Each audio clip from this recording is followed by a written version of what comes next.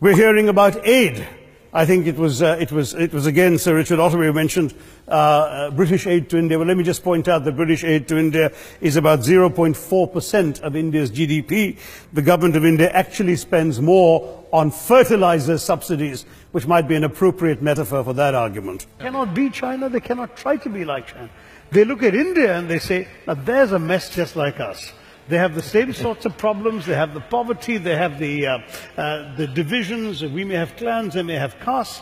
If they can triumph over these problems, we can learn from them. This is the message I'm getting considered. They don't believe they can learn from China. There was reference to democracy and rule of law. Let me say with the greatest possible respect, it's a bit rich to oppress, enslave, kill, torture, maim people for 200 years and then celebrate the fact that they're democratic at the end of it.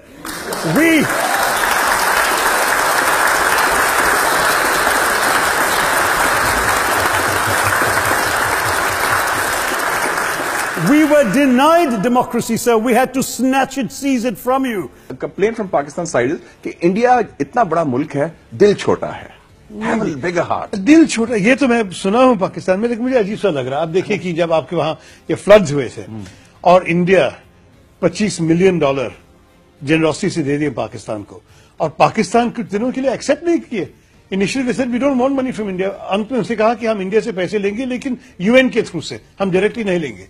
फिर भी India दे. ये small mindedness किसकी तरफ से है? As others have said on the proposition, violence and racism were the reality of the colonial experience, and no wonder that the sun never set on the British Empire, because even God couldn't trust the English in the dark. We are a status quo power.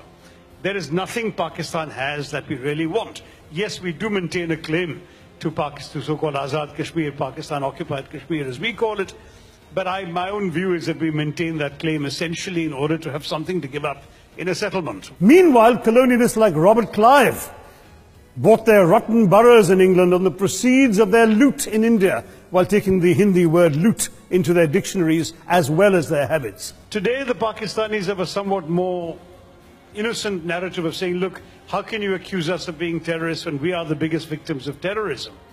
Yes, but the problem is that those terrorists are homegrown.